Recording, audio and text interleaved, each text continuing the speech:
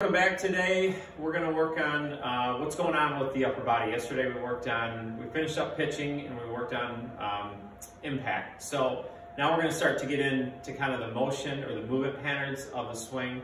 And today the first thing we're going to start with is more of the upper body. How are you going to use your arms, your wrists, your shoulders? What do they do? How do they function? And really important, what sequence do they go into? So the first thing that we want to do is make sure we understand, again, we're trying to swing the head of the golf club, and in order to do that, and I keep saying this over and over again, so obviously hopefully it's got some value to you, is that everything needs to be soft enough, and what I mean that we are always fighting tension. So the first thing we want to do is, if you go ahead and grip your club, again, what you're trying to feel is feel the head of the golf club, trying to feel the whole shaft, feel like my arms are soft enough so they can move, and feel like my shoulder sockets are soft enough so they can move. We're going to need all that to move. Today we're going to talk about, again, upper body, swinging the golf club. My late mentor, Jim Flick, used to say, a swing can create a turn, but a turn cannot create a swing. And you'll kind of see what he meant as we go through this tutorial today. So the first thing that we're going to work on is, obviously we worked on grip. Now we're going to get a chance to use it. So with my grip, we've got to have, there's a couple levers that we're going to work with today, and the first one is hinge.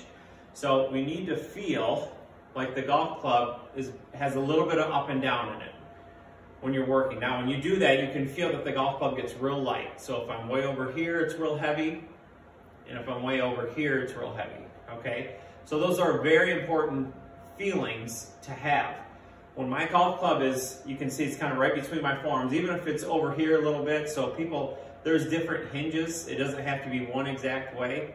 But when I feel the golf club get real heavy, I know it's out of balance.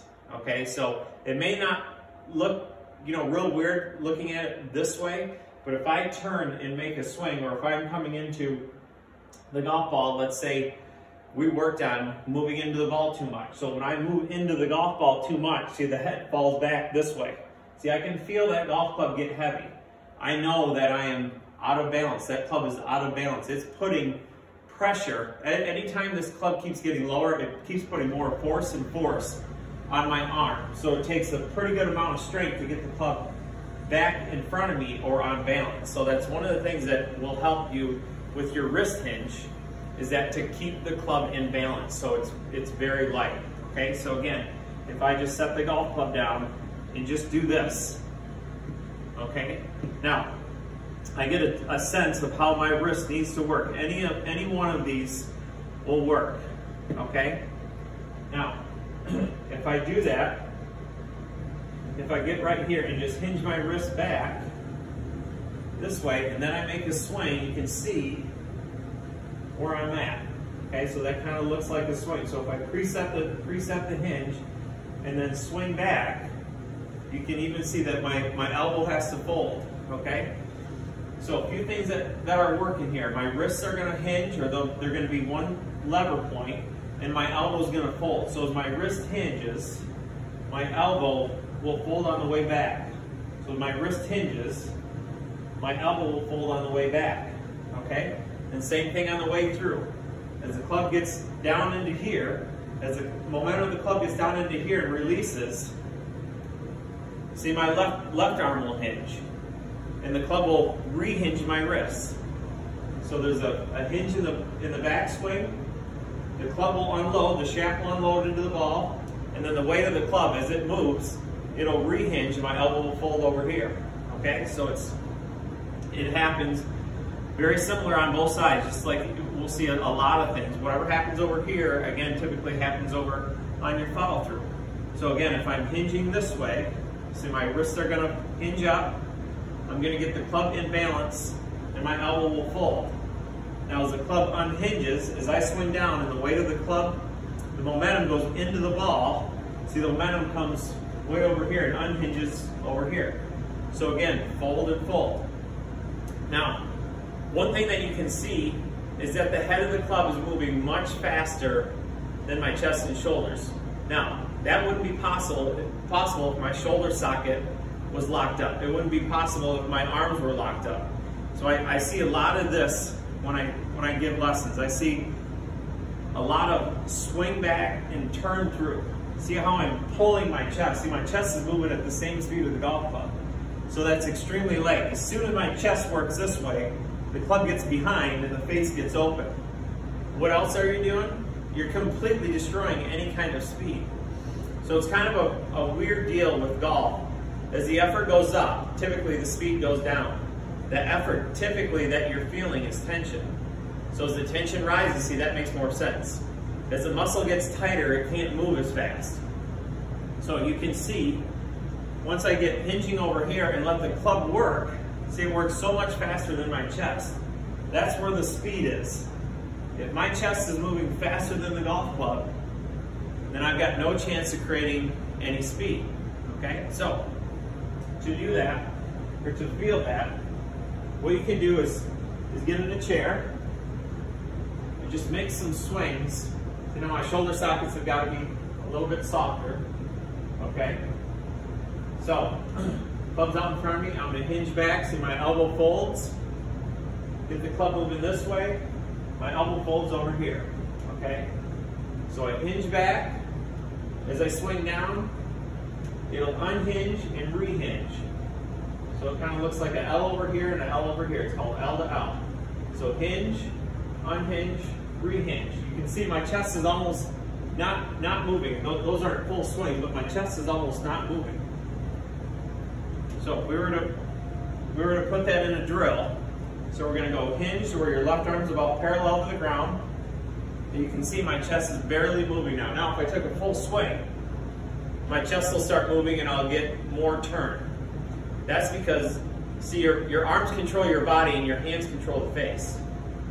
So that's how they're on more of a sequence. See, this golf club's got 9 times as far to travel than my shoulders. So as I start to swing, unless I'm real stiff, this is gonna move. So as I start to swing, my body's gonna start to react to the swinging of the golf club, okay?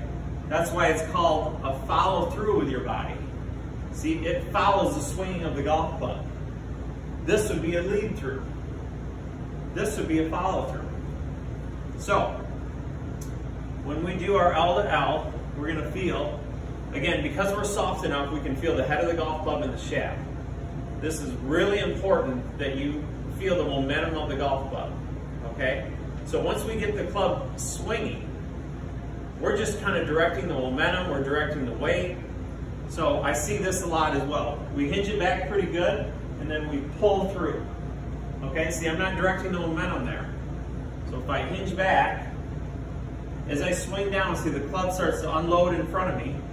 I'm not doing this. As I swing down, the weight of the club is unhinging my wrist, and the momentum of the club hinges my wrist over here. So it's called L to L. So we hit balls by going L to L, L to L. So you see, again, all I'm doing is directing the momentum of the golf club. The head is moving much faster than my chest. So we'll hit a couple here. But again, it's really important for you to feel the head of the golf club, be soft in your shoulder joints, and we're just directing momentum, so your effort level is not, it's not really high. So we'll make some practice swings again, and these, again, are just little shots. Okay, so we're just gonna go L to L, L to L, L to L. See, I'm just directing the momentum of the club down here. I'm not trying to hit down or force the club into the golf ball. Because I'm soft enough, see, the weight of the club can move. So L to L, okay, L to L, and all of a sudden we start to match up where we started to feel impact there a little bit. Not a ton, because we're just trying to get the lever to work. Okay, we set up, L to L. See, my arms are soft, my shoulder joints are soft. The club face is starting to get stable. So again, that's kind of an intro on how we start to work the club with your hands, wrists, and arms. Your hands control the face, your arms control your body. The face is always going to go faster than your chest because it's got farther to travel. That's where the speed comes from.